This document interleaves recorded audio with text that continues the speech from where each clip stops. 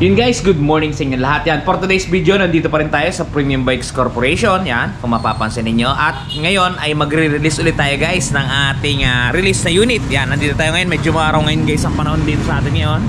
Yan. At magre-release tayo ngayon guys ng Kawasaki CT150 Bajaj. Yan guys, para doon sa mga gumugusto ng Kawasaki CT150, guys, eto na. I-activate natin to at ipaparinig ko sa inyo ang galawan niya at ang tunog niya kung ano bang andaran niya. Okay guys, bago natin banatan, bago natin tirahin at kanain, syempre, intro muna tayo.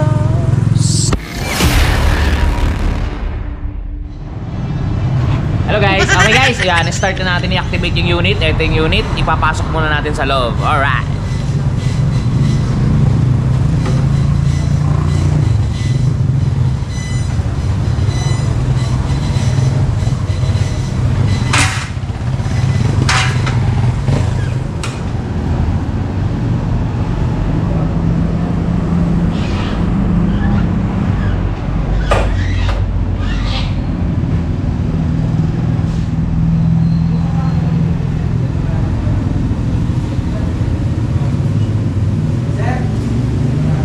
Okay guys, nakaset na siya, activate natin.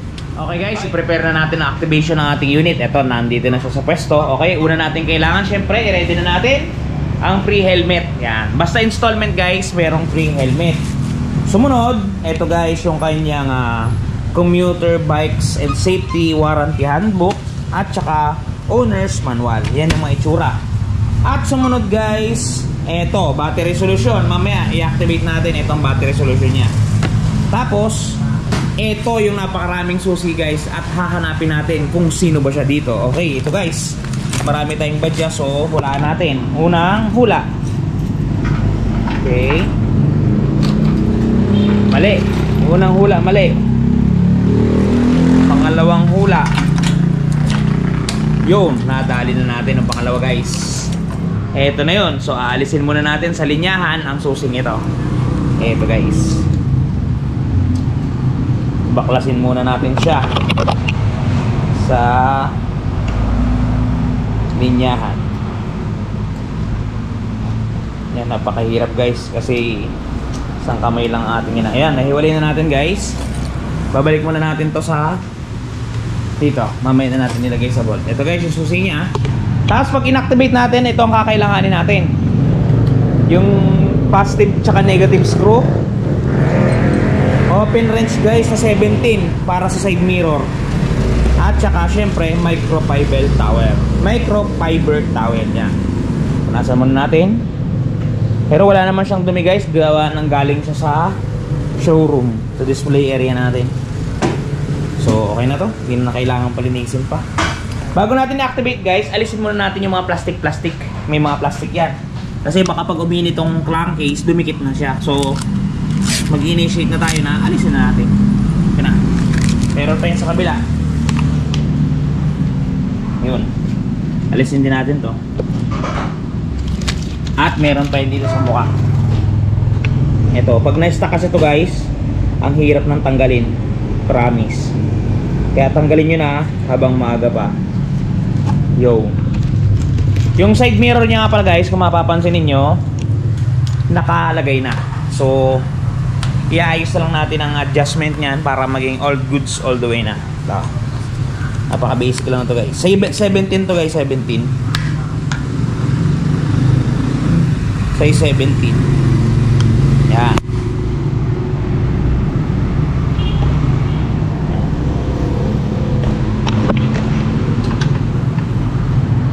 Easy lang to guys, easy. Kaya ng one hand. Yun. Okay na yung kabila. Dito naman tayo sa kabila. Yan.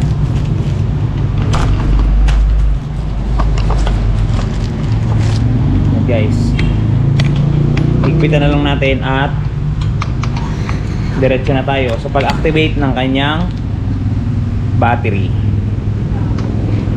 Yun. Isa pa. Yan. Higpit na yan guys. Goods na yan. Okay. Sa pag-activate naman ng baterya, nandito ang baterya natin guys. Sa may kaliwang banda ng kanyang tangke. Yan. Susiyan nyo lang to. Yan. Kasilahin nyo na. Yan. Makikita ninyo, ito ang itsura guys ng kanyang baterya. Top light ang kanyang baterya. Activate natin guys. Iayusin ko lang yung stand ng ating camera. Yun. Yan. Para maalis natin yan guys, kailangan natin tong negative screw. Yan, susungkitin na lang natin para hindi na tayo magbaklas dito. Okay, oras na pumitik yon. All goods na yun guys, all the way. Yan. Ganito nga pala itsura ng baterya guys ang ating unit. Yan, top light, ang tatak nya made in Taiwan. Kasing laki siya ng baterya ng Click 125. Ito guys, i-activate natin siya. Napakadali lang i-activate ito guys. Dito lang natin siya bibirain. Yan, dito na lang. Alisin nyo lang tong takip. Tapos yan, ibaba nyo muna dyan, mamaya na maglinis. Tapos ito yung kanyang battery solution. Ito guys, ito, kailangan to pang tornilyo natin sa terminal. At ito yung tubig ng baterya guys.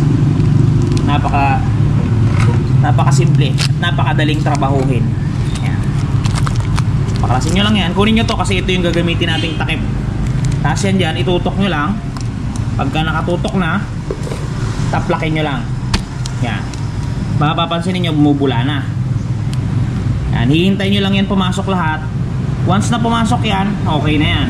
Yan, mapapansin niyo bumubula-bula siya. Ito nga pala guys yung pre na tools ng ating motor. Pakita ko muna. Yan, ito yung lalagyanan niya. May tatak yan na boxer 100, 125, 150. Yan, sa loob nyan siyempre may tools. Yan, may tools na kasilya din guys. Hindi pa yun bukas. Kaya pag bumili kayo, tingnan nyo kung nakasealed. Ang kasama nyan, pangtanggal ng gulong sa likod, positive screw, at saka pangtanggal ng spark plug. Balik na natin guys. Yun. Kung matatandaan ninyo guys, kanina mayroon akong pinakitang warranty guidebook. Ito yon. Dito may didikit yan, yan o. Put WRC barcode sticker. Yung barcode sticker na yun ay makukuha ninyo dito. Yan, yung sa takip na tinanggal natin kanina. Yan, yung sa takip na tinanggal natin kanina. Sa likodan yan guys, ibaliktad nyo. Ayun. Tutuklapin nyo lang yan, madali naman tuklapin yan. Hilahin nyo. Goods na yan. Tapos dito, ididikit lang ninyo habang nagpapa-atak-tak kayo ng baterya. Dito, kada square isa. Marami yan guys, bali 6 yan. Dikit nyo lang na idikit. Okay? Ito yun.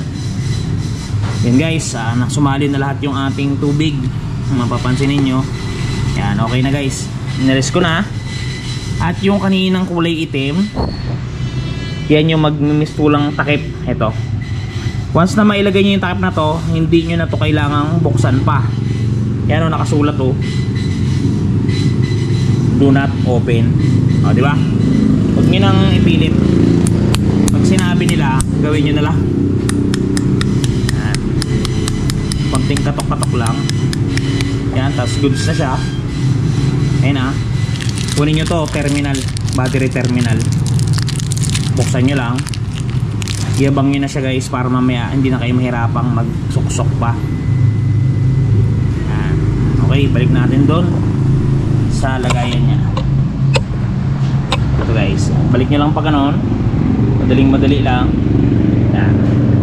Tapos yung kaninang ginawa nyo, sinungkit nyo, ibalik nyo lang ulit. Pakabila naman yung sungkit. Yan. Oops. Yun, okay na yun. Tapos i-snap nyo muna to. Yan. Tapos kunin ninyo yung negative. Nandito banda yung negative ito. Tapos positive. Unahin na natin yung positive para goods sa goods tayo. Yan, ganyan guys. Ganyan ang pwesto. Tapos to, baliktad din muna natin tong screw. Gagamitin natin yung positive. Yan. Screw lang.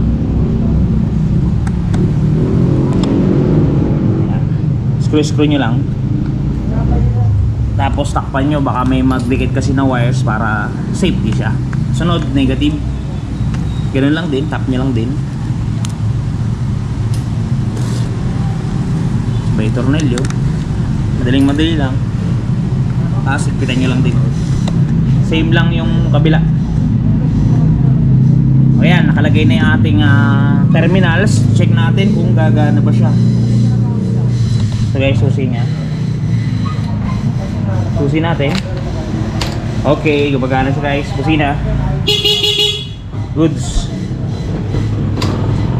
Balik na natin muna yung kanyang takip. Eto. Sa pagbabalik, napaka basic. Tusok nyo muna. Tapos dito muna na yun sa gilid. Tusok nyo pa ganon. Asdiinan nyo. Tapos yun. Yun na. Ayos yun. Yun. Goods na. Okay guys. Lagay natin ang gasolina.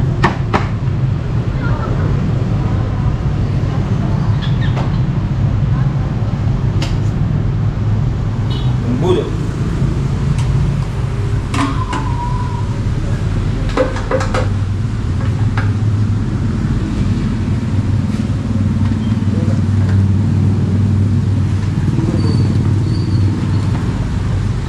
.1 liters to guys. Lalahat natin to. Nakagod sa mga. Okay na. Bango.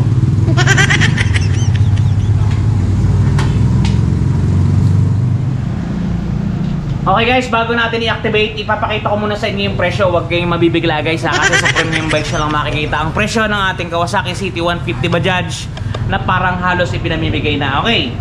Suggested retail price natin is 67,500 pesos. Yan, malinaw ba? Down payment natin guys, 1,875. Malinaw ba? Yan ang down payment guys sa Premium Bikes Corporation ha. Yan ang down payment ng Kawasaki CT150 Bajaj, 1,875. Pagka nag-down po kayo ng ganyang amount, ganyang napakaliit na amount, sobrang liit, na-ani mo yung pinamimigay na lang, ang magiging monthly po ninyo sa loob ng 2 taon is 3,959. Pagka 3 taon naman po is 2,998. Talaga namang may nangyayari na. At kung gusto mo talaga ng Kawasaki CT150, 125 at 100 guys, napakamumura ng down payment, 1,000 plus lamang kada isa. Kayo nang mamili, kayo nang magdesisyon. Okay, proceed tayo. Paandarin na natin at para marinig na ninyo ang kanyang galawan at kanyang tunugan. Alright. Okay guys, yan, papakita ko muna sa inyo. Nakasusi siya. Yan. May busina tayo guys. Turning light. Yan o. At meron tayo ditong high-low. At may passing light tayo guys. Kung nakikita ninyo. Yan o. Pass light. Kumagana yan. At dito sa kabila meron tayong on at saka off ng headlight. At meron tayong electric starter. Okay guys no. Yan ang ating odometer. 1 pa lang. Yan 1. Okay. Start natin guys. Para magkaalaman na. Tadyakan na lang ay start na lang natin sa electric para goods sa goods. Meron nga pala yung choke nandito sa may bandang kabila. Nandito guys ang choke nya. Para dun sa mga hindi nakakaalam. Ito guys. Ito yung choke nya. O diba? Okay, start natin para magkaalaman at magkarinigan na kung maganda ba ang Kawasaki CT150 Bajaj.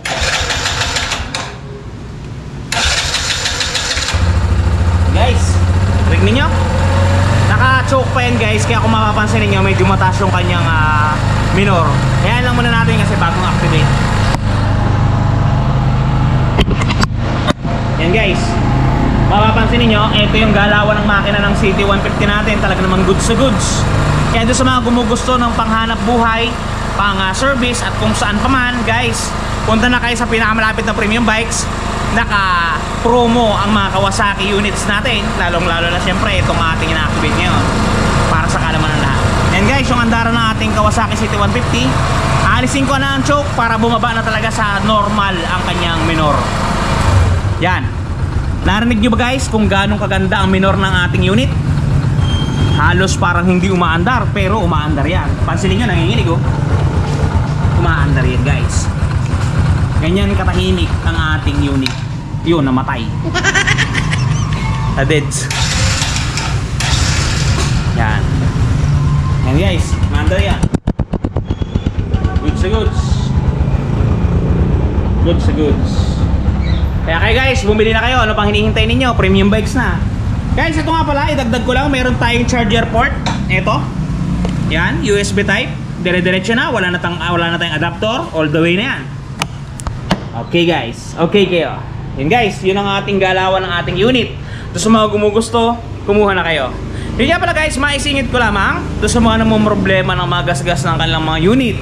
Mga payan man ay NMAX, Aerox, Winner X, Sniper, Honda Click 125. Guys, meron tayong touch paint na makakasolve ng mga scratches at problema ninyo. Eto guys, the long wait is over. Eto guys, dun sa mga namumroblema na mga gas ng kanilang mga minamahal na motorsiklo, nandito na ang touch paint ni Wash Body. Napakadaling i-apply, parang sumusulat ka lang sa papel, isusulat mo lang dun sa mismong nagasgasan at talagang sasabay na siya sa pinakakulay ng inyong pairings. Yan, kung mapapansin niyo ang before at after natin, mistulang na bura ang mga pinagdaan ng gasgas.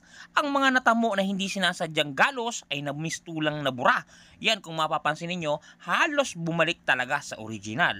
Guys, pati pag-package nila nito papunta sa mga lugar ninyo ay talagang napaka-safety. Kung mapapansin niyo, talaga namang safe na safe ang package na bibili nyo sa kanilang Shopee Shop. Kaya kung ako sa inyo, try nyo na ang touch paint ni Wash Body. Guys, kung gusto nyo mag-avail ng produkto ng touch paint ni Wash Body, yung link ng kanilang Shopee Shop ay nasa description box natin sa ilalim. Napakamura, talaga namang napaka-quality ng mga item. Kaya kung gusto ninyong mabura ang inyong mga scratch, guys, try nyo na si Wash Body Touch Paint. Okay, shoutout natin yung mga tropa natin guys. Unahin natin ang bago nating mga subscriber, si Sir Ramer Narciso ng Negros Occidental at ng kanyang pamilya Narciso sa Antique. Yan, shoutout po sa inyong lahat. At dito po kay Sir Marsowa Siete ng Saudi Arabia, shoutout po sa inyo. At dito po sa ating katropa kay Sir Nelson Balyaran, shoutout po sa inyo. Kay Sir Benjamin Kampaan, shoutout po sa iyo Sir Benji. At kay Merv City, napakalupit. At dito sa ating mga solid subscriber kay Sir Robin Mendoza, Mark Montible, Lennon Ignacio, Bebot Mahilom, Sian Mark Hernandez, and Floyd Galao. Shoutout po sa inyo lahat, ingat po kayo palagi at palagi po kayong magpapakasaya. Hanggang dito lang po. Doon sa mga magpapa-shoutout at magre-request sa mga computation ng motor, comment nyo sa ilalim. Comment nyo lahat sa ilalim. Okay, hanggang dito lang, ingat kayo palagi. Sir TV. Shoo!